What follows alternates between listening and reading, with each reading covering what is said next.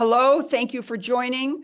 Guys are from all over the place. We've got about 250 registrants. We're mostly there. So there's a lot going on, to say the least. Fortunately, we have Senator Brian Schatz here to tell us what's going on and his feedback on where we might go for the short and the long term. I want everybody on this call today to hear and see for themselves how lucky we are to have such a formidable fighter on our side in Washington. Boy, do we need you, Senator Schatz. He's been there long enough to have acquired both seniority and the respect of his senatorial colleagues, and he knows how to get things done.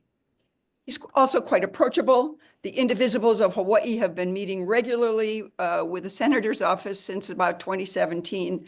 I hope he appreciates our feedback, and his staff has been very patient with us as we all have been working on this project for a long time. Thank you very much, Senator Schatz, for being open to the idea of talking directly with the Indivisible Hawaii Network. And everybody should know that this session is being recorded and it'll be posted on social media. In addition, we have well over 100 questions, so there will be no questions submitted during the webinar. So it gives me huge pleasure to introduce Senator Brian Schatz for his opening statement, after which we will spend the balance of the hour asking him questions submitted by our members and friends. Senator, welcome. Thanks, Lisa, Sam, and the whole team. I see there are now 200 people on the Zoom. You are about to get me at my most unprepared, which I think is probably okay. I don't think you need a set piece, organized speech. I think you want to hear from me directly. So my initial remarks are going to be relatively brief. The first thing I want to say is to thank all of you for working to save our communities, for working to save our democracy, for fighting for our shared values and priorities. I know how hard you've all been working. I know how devastating it is to see this terrible piece of legislation pass, like 7 minutes before the Zoom starts. But in a lot of ways, it's an appropriate time for us to convene because it is an opportunity for us to recalibrate and to say, what do we do next?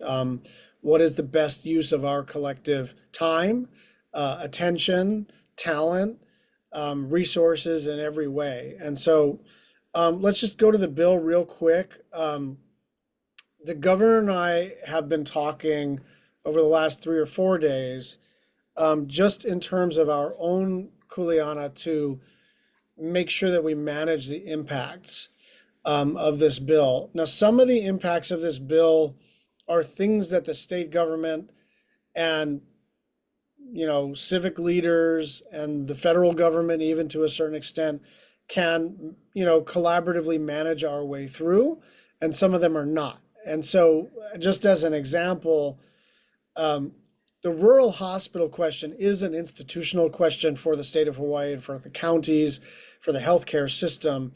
And that is something that we're going to have to meet about, think about, and make sure we maintain.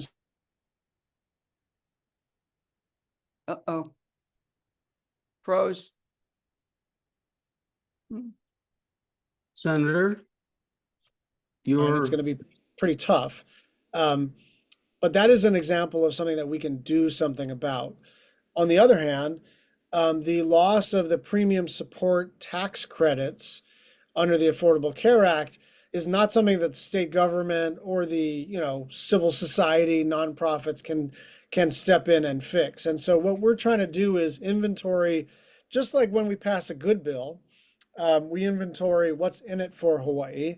We now have to do the proper analysis of what we're in for in Hawaii, whether it's the SNAP cuts or the ICE funding increases, or the premium support tax credits that are going to go away, or the cuts to Medicaid. And so because this bill was written over the last 2 days and mostly in the middle of the night, and to give you a sense of how haphazardly this was done, there are literal provisions that were scribbled into the margins of the bill. So we're not in a position to know exactly what the impacts are going to be right away.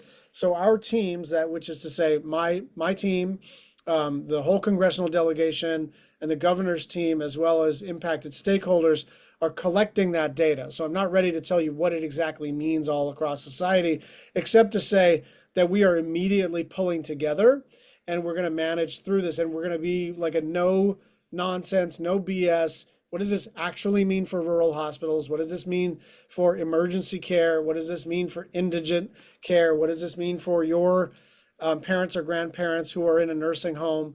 But I don't have the answer to those questions other than it is not good. But I also just think there's a kind of mindset shift that we have to have, which is that for so much of this time since Trump was inaugurated, we've been fighting federal policy. And we will continue to do that. And I want you to continue to do that. And I'm certainly, that's my, 90% of my job. But now that this thing has been enacted, we also have to manage the impacts. And one of the most important acts of resistance, the most important moral imperatives for all of us is to take care of our community, our islands, our state, our nursing homes, our skilled nursing facilities, our dish hospitals. And so there's a strategy pivot that at least I'm undergoing, which is to allocate additional time for managing the impacts in a lot of ways similar to what we did during COVID, except that during COVID, the federal government kind of came to the rescue in a lot of ways. And during this period, it is the federal government that is causing the crisis.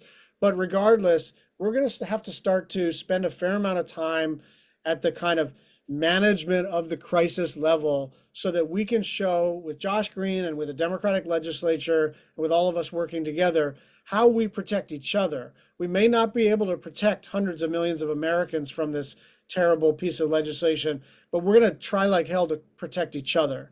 And I think that's a really important pivot. It is not a question of us, sort of giving up on the federal legislature or giving up on fighting what Trump is up to, but it is a recognition that our highest obligation is to each other in our own neighborhoods. And I think we can make a difference there. So rather than speechify any further, I think, Lisa, I'm just going to kick it to questions. Okay. Thank you very much. I'm going to start with a question from Lynn Ishii from Wahiawa. Thank you, Lynn, for submitting your question. I work at the Daniel K. Akaka Health Clinic.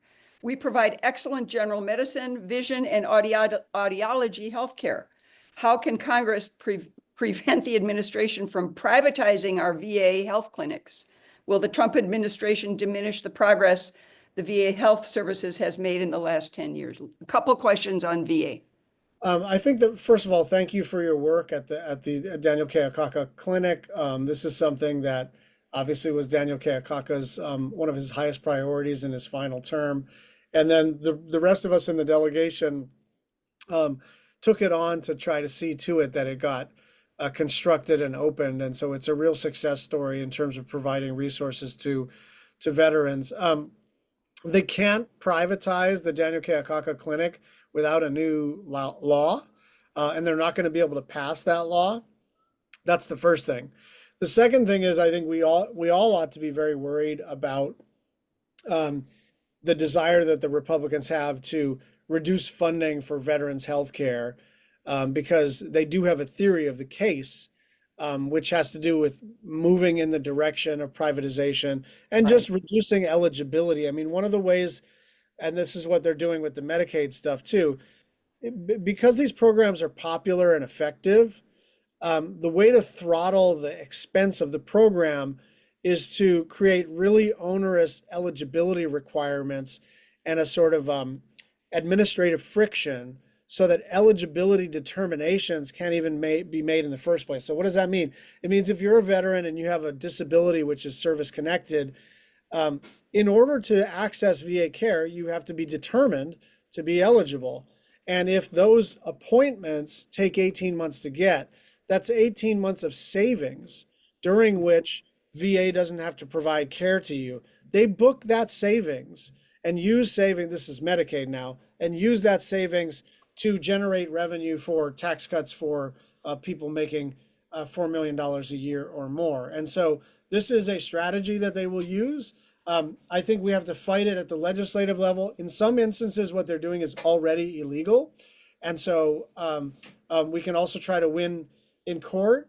But there's also a piece of this that has to do with sort of the strategy that we had during ACA, which was, they don't want people to be determined to be eligible. And so are there community organizations? Are there tech platforms? Are there nonprofits that can help people with the eligibility determination, with the new paperwork burden for Medicaid eligibility, which is going to be super onerous, but maybe not insurmountable if we all work together? Okay. Senator, there are a lot of questions about ICE. Trump's cruelty against immigrants is grotesque, and now he's targeting naturalized citizens, so it's exponentially getting more frightening. So I'm going to start with a question here from Lynn Otaguro on Oahu. She asks, I am concerned about ICE's actions, the lack of due process, the effect on our people and communities. And as a law enforcement arm of the federal government, is ICE not required to identify themselves like police officers with agency, badge number, and name of information? Is there a way to enforce and require identification? Their failure to do so presents dangerous situations. I would call it synonymous with anyway, never mind. That's the question. Let me just address the specific question of agents who are not identifiable, either because they don't have their badges out, or even worse, they have a full face mask.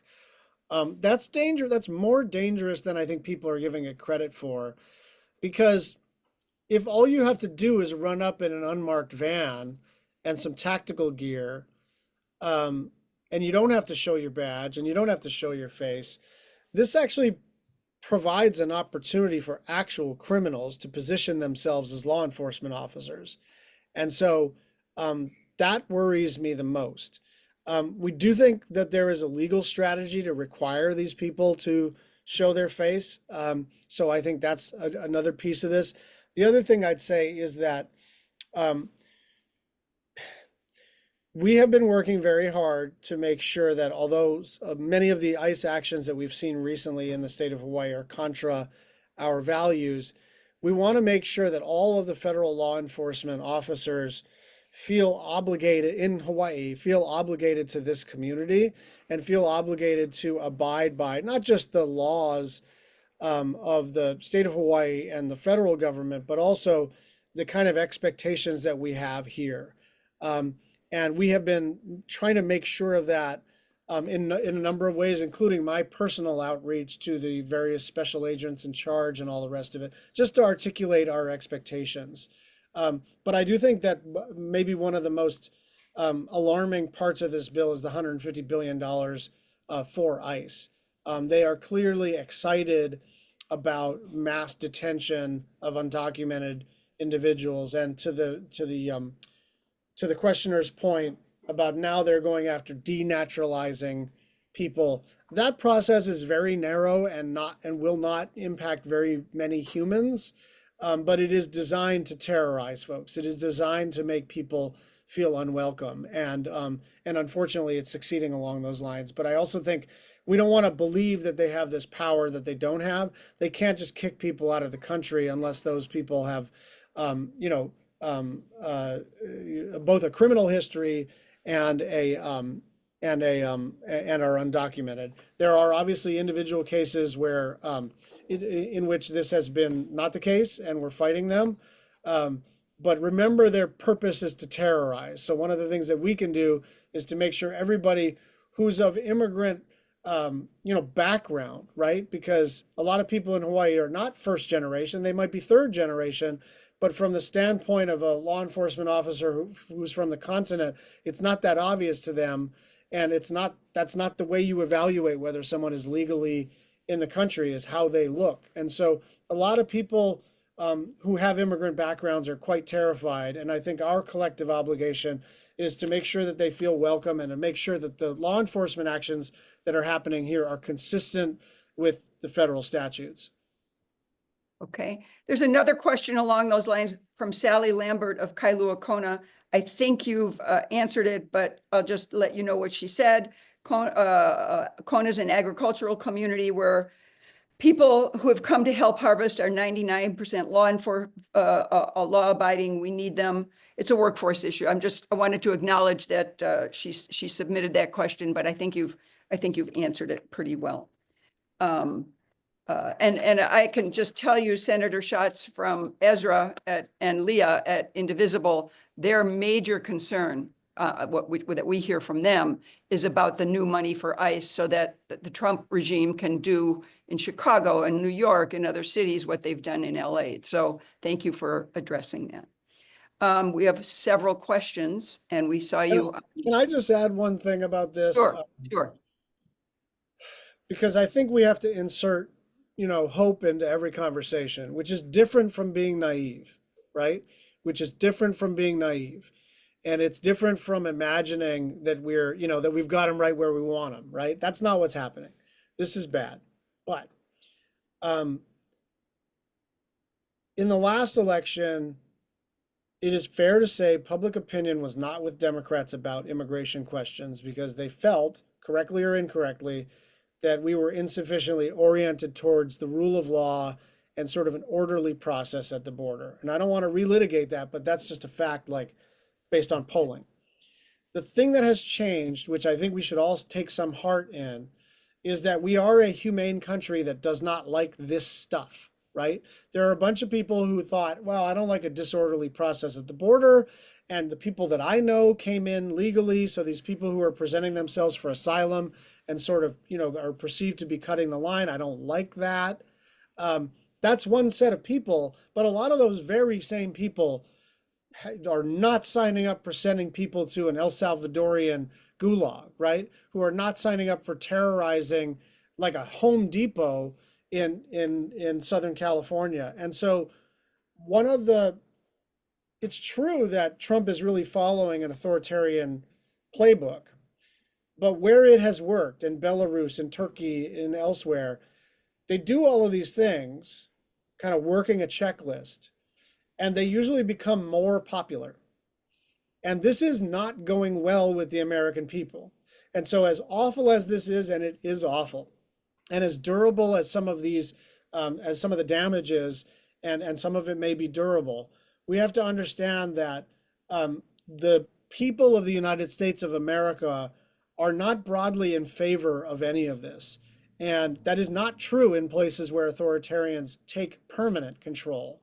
Because what happens is they win a free and fair election, then they do a bunch of authoritarian stuff, and then the country kind of ratifies that new theory of governance. That is not at all what's happening in Hawaii or elsewhere, and that's why the groups like Indivisible are so essential to holding up the bones of democracy.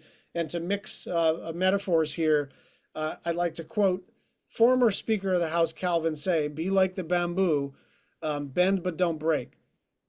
That's a great one. That's a good one. Okay, we have several questions on solar energy. I'm just going to read the names of who submitted them because they're quite similar. Debbie Hecht of Kona, Ken Inouye of Mililani, Nancy Schubert Euro of Windward, Oahu. There is so much wrong. Well, let's see. I'm going to go to this one. The New York Times stated on June 20th that the provisions of the domestic policy bill would not only end federal support for wind and solar energy, but would impose a new tax on future projects that industry groups say could devastate the renewable power industry. My questions are, what impact would that have on Hawaii? How would that affect our achieving 100% renewable energy by 2045? And what do you recommend we take in response? Basically, the three of those folks want to know what the impact of the loss of the solar credits is going to have. So the excise tax was removed, so that's good news. We now have essentially 1 year for utility scale solar to avail itself of the investment tax credit, which is better than the original proposal from the Senate. And I worked very hard to salvage what we could. But a year's worth of the full ITC is probably on the order of several hundred gigawatts of solar across the country. So a very minor silver lining, but still a real one. On the residential solar, you have until I think the end of the year to claim the credit. So I imagine there will be a rush, subject to like the grid's ability to absorb a bunch of solar power and do the PPAs and all the rest of it. So it's quite bad. I would say from the standpoint of Hawaii reaching its renewable energy goals, we're still very much on track, partly because on price, solar and wind are cheaper than, moving low sulfur fuel oil on a tanker and then lighting it on fire for electricity. And so I think we will remain on track to hit our renewable energy goals. But I think nationally, this is quite bad news. And one of the things, I go to these annual UN climate meetings, and in advance of the meeting, I usually do some press. And one of the things I've always said is, America's the indispensable nation. We've got to lead in this space. And I think under Trump 2.0, the thing that I'm saying is we will be back, but I am not sure how soon, and do not wait for us. It is going to be China and Europe and South America and the rest of Asia that lead the clean energy revolution, and we're going to have to catch up to it once we have a Democratic presidency. Okay. Those were the main energy questions. We have another one here. What are the best strategies for Hawaii residents to apply pressure to senators of other states to do the right things with this? Well, she's referencing the big bad bill, but it could come up with a SAVE Act. Or how do we direct our energies here in Hawaii? Because we are a blue state. So I can't talk about campaign stuff on this Zoom. Oh. I know you guys can. Yes. But since I used federal resources to get on this Zoom, I can't talk about campaigns. So I will only talk about the advocacy part. On the advocacy side, look, you have a delegation that votes right and fights hard. And so don't be afraid to, thank us and praise us and push us and cajole us. So that's job one. But obviously, once you know that like Maisie and I are fine and Ed and Jill are fine, like what else is there? And I think it's a legitimate question. What I do, just in the business of politics, is I figure out who I know and where, right? Do you have a cousin in North Carolina? Do you have a friend in Utah? Do you have a former coworker in a congressional seat held by a Republican in California? Like that's the way to work it. Don't just sort of scream into the void, like work the geography and the politics so that you're actually talking to people who are in a key sort of highly leveraged position here. I mean, screaming into the void is, sometimes cathartic, and it's probably better than nothing. But I would sort of inventory who you know on the continent and try to work it that way. Okay. Okay. Got another question here. What do you think it will take to persuade Trump's base that his policies are hurting them? Inflation, high prices, war with Iran, loss of government services. We know from the data that we see that people who vote for Trump tend to be low information voters. So what is your suggestion? I mean, I think the answer is that it has to happen over time. And if you define the base as people who will never bail on him, then it becomes a self-fulfilling prophecy that those are the people that definitionally won't bail on him. Therefore, what's the point of it all? But the truth is, the reason he won last time is he got a bunch of people who remembered fondly the first Trump term. And he also got a bunch of people who, didn't vote back then. Right. That was a while ago. They're in their mid-20s. All they remembered is the COVID era, right? And then Biden presidency. And then here they are. They're a 24-year-old without a job. And it's not unreasonable to be pissed off at the party in power and want a change. So my view is, think of it in terms of the 1.5% margin that we lost by. We don't have to, have his base collapse on him. We just have to win back 2% of all people, right? 2% of all people turns into a landslide in our direction. And so there's this kind of fixation on the idea that we're feckless, their base is unbeatable. And I think that's the wrong way to look at it. It is brick by brick. It is like the way I ran for the state legislature in 1998. I just like every day, every single day, knocked on doors. And I figured if I talked to, 50 people in a day, maybe I flipped 5 opinions. And if I did that over a course of 180 days, well, that was 5 times 180, and that was probably the margin I needed. And so you're really trying to win people over at the edges. So that's the kind of statistical kind of, you know, um, analytical way to look at it. The other thing that I think is so essential, and I think it's like I'm saying it almost because I need to hear it.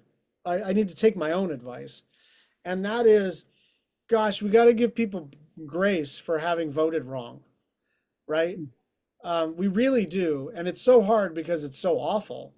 But I do think that one of the things that made people frustrated with the Democratic Party and the Democratic coalition was this sense of being scolded, was this sense of being told the ways in which they were wrong, the ways in which the words that they chose were not the precise words that they were supposed to have chosen. This kind of nitpicky attitude towards people having opinions. And, successful political movements have people with weird opinions, inconsistent opinions, bad opinions, right? If you're going to win, you got to have some heterodox stuff going on. And I think we just need to be a little more tolerant of that. I mean, one of the things I like to say, because there's this conversation about should Democrats build their own Joe Rogan or go on Joe Rogan? And my answer is no, we should listen to Joe Rogan, right? Because if you listen to Joe Rogan for 2 or 3 hours, I would say like 2% of the time he has like really quite weird and offensive political opinions, but 98% of it, he's like a kind, interesting, curious man. And he's a little like impressionable, that's for sure, right? Because whoever goes on his show, he goes like, well, that makes sense. But I think the point is we have to be a little bit more in the mode of letting people have opinions that are not already fully formed and not already like checking all of the liberal boxes, because I do think that the vibes that we were giving off were like we were evaluating whether or not people were good enough to join our coalition. And nobody wants to be part of that. And so I think we need to convey a welcoming attitude, even if like we kind of want to get off of our chest how frustrated we are that people weren't paying attention. And didn't you know this was going to happen? He promised he was going to do this and now he's doing it. So why are you just waking up to that now? Well, what does that get us? To scold people and make people feel like dirt because they voted wrong. So part of the strategy is to convey a sense of welcome, a sense of grace, and the sense that, hell, there's a lot of Obama, Biden, Trump voters, right? And which is to say, some of these people voted for a pretty progressive African-American man from Hawaii, and we want them back. And as our good, I was going to say my good friend, because I say this on the continent a lot, but since you're all in Hawaii, as our good friend Neil Abercrombie likes to say, people vote for you for their reasons, not yours. And we have to remember that. Okay. This is a good question from Ed Phelan of Wailea on Maui. It has to do with why isn't the War Powers Act unconstitutional? The Constitution says only Congress can declare war, but the War Powers Act says the president can declare for 2 days before he even has to notify Congress. I think they're just questions about the War Powers Act. Yeah. So the War Powers Act was actually passed in order to constrain the president's authority to take a military action and simply not call it a war, right? And so the standard is that within 48 hours, if a president sees the potential for imminent harm, right, that president can take military action to protect the American people or American interests. And that has been abused, right? Because bombing a nuclear facility in Iran is not, I mean, that nuclear facility was nothing I'm going to miss, right? I'm not defending the nuclear facility, but it certainly didn't present an imminent danger to the people of the United States. And so, what I'm doing with Tim Kaine and others is to force a vote on this question. to make sure that everybody knows that it is Congress and only Congress that has the power and the authority and the obligation to declare a war. Excellent. Here's a question. Recently, we heard that Doge was removed from blocking people's entities' ability to get funding from grants.gov. Is that really true? I don't know. Obviously, Musk has moved on.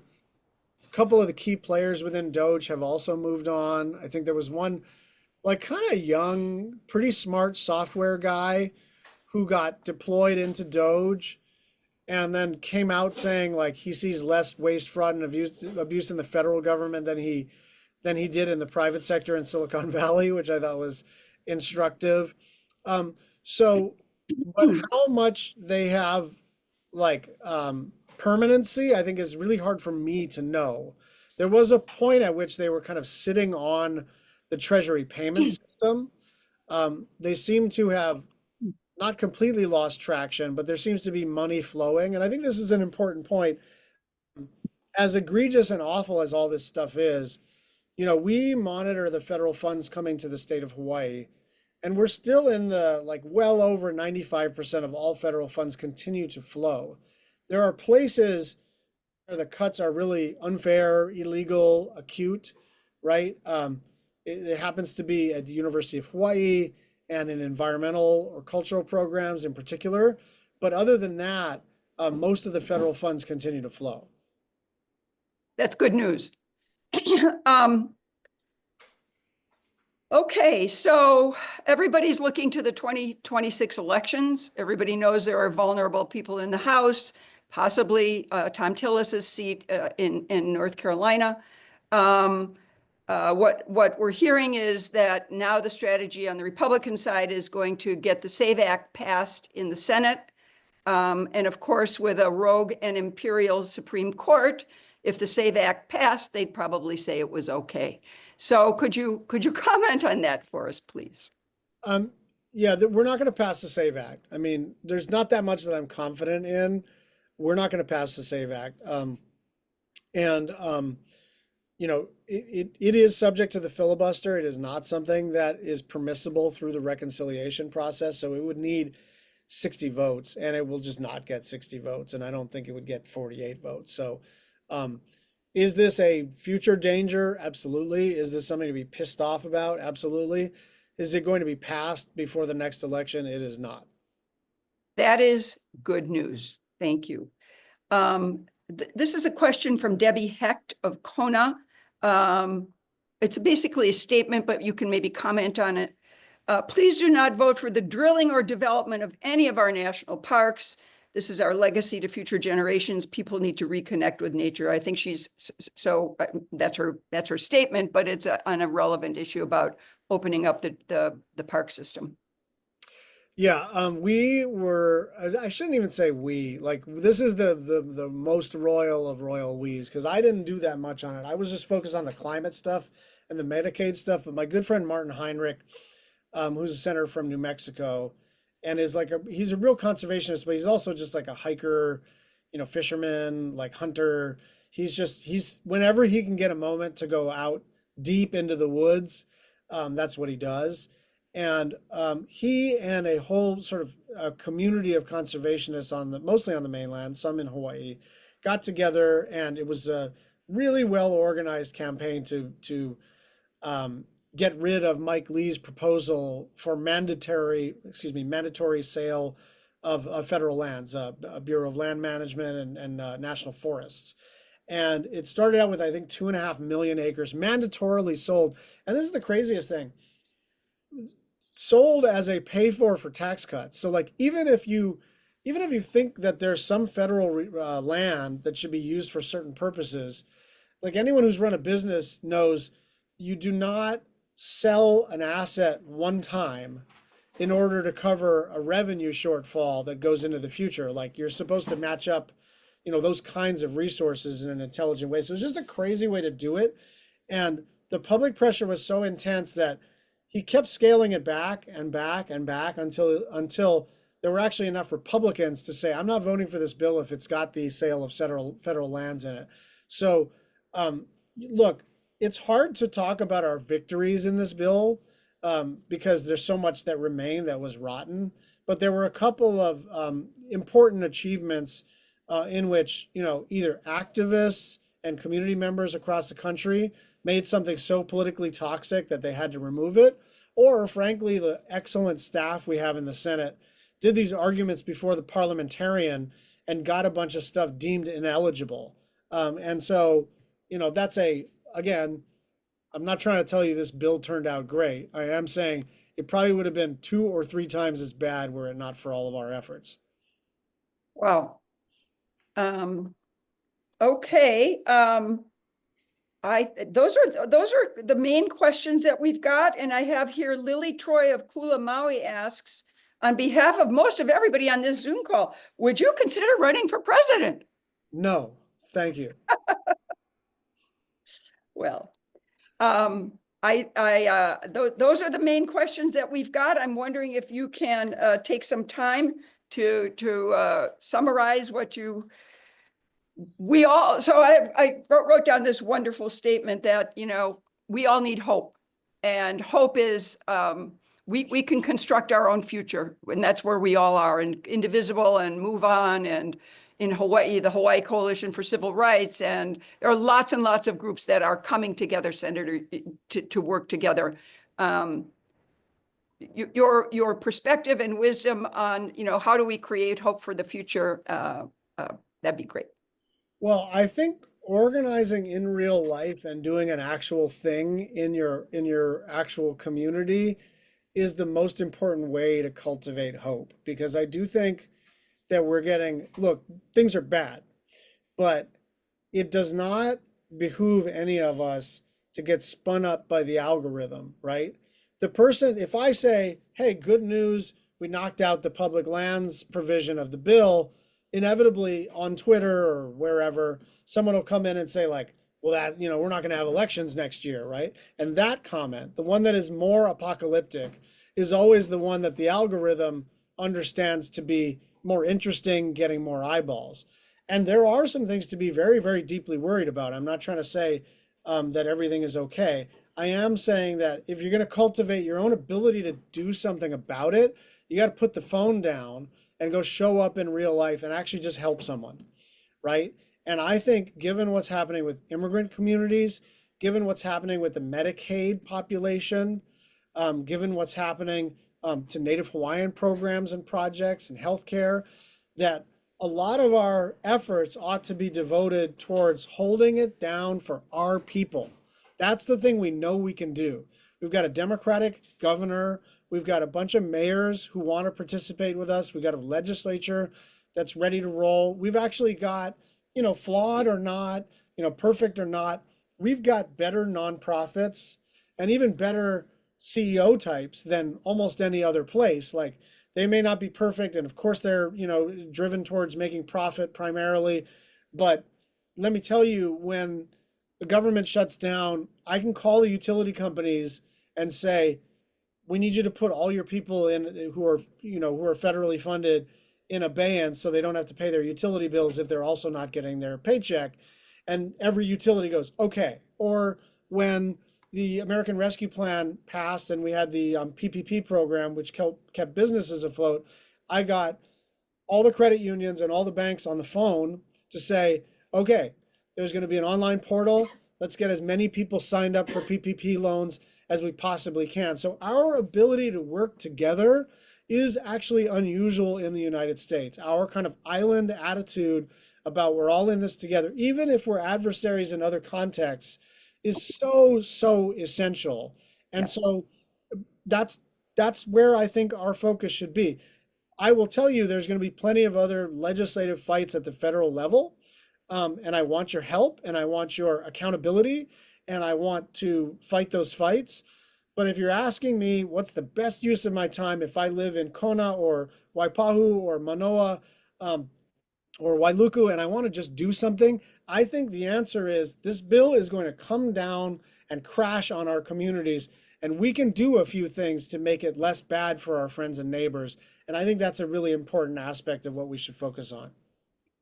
Okay, I have one more question that I forgot to ask you, and that is, of course, what's happening, and I'm going to try and say this appropriately, to the Papahana Moku Akea Marine Reserve, and opening it up for fishing. I have a bunch of friends who are very interested, a lot of people working on that in Hawaii. What is the situation with that? It's got, this is a little technical, but it's not that technical. Basically, when you declare a national monument, it's sort of arguable. I obviously take the position that once a president declares a monument, you don't want to be in a situation where the next president can undeclare it, because, you know, these are supposed to be legacy places that signify something. And for a president's whim to be able to reverse it is kind of silly. But that is sort of at least a justiciable question. It is something that the courts have not totally settled on. What we did, however, with my great staff was it is a sanctuary, which is a designation under, I think, the Magnuson-Stevens Fisheries Act. And you have to go through this long rulemaking process. And then when you have a sanctuary, the only way you can reverse the sanctuary designation is by going back through a long rulemaking process, 2 or 3 years. And you have to have some non-arbitrary reason to reverse the status of in this case, Papahanaumo Kuakea. And so I am not like, I'm super vigilant. I'm paranoid about this one in particular, because I think it's one of Barack Obama's main conservation legacies, is one of the most important things I've been involved in. But I think that sanctuary status gives us a ton of additional protection that it wouldn't have were it just a monument. One more question, and then we'll ask you to wrap up. Clearly, there's a rogue and imperial Supreme Court. So I don't have a lot of confidence that some of these very obviously unconstitutional things are, you know, nobody's counting on them anymore. I mean, any suggestions other than trying to win the elections in 2026? Yeah, I think first, I mean, obviously, we'll be in a lot better shape if we take power. That's for sure. I don't want us to speak into existence this idea that the president is allowed to violate laws wherever he wants. I met with Democracy Forward and some of the people who are the major litigators and who have like a 95% success rate in federal courts. And they agreed with me, which is like, let us not catastrophize and assume that no court orders are ever going to be enforced or abided by. That's actually not what's happening. There are individual cases where, especially driven by Stephen Miller, court orders are being sandbagged and slow walked. And there's like a hyper aggressive antagonism towards compliance. But they have not yet done the thing where they say, you and what army? Right? They have not yet done this thing where they, sort of, excuse my French here, but double middle finger and say, I can do whatever I want. They have not done that. Stephen Miller tweets like that, but their Justice Department has not behaved like that, because I think they do know that there are some people in the conservative legal movement and in the conservative political movement for whom that is a Rubicon and they would lose support. The other thing, just to be a little gossipy here, that I think is sort of interesting is, it was this unholy alliance between Trump and the Federalist Society that resulted in the stacking of the courts. The Federalist Society and the Trump people have basically broken up.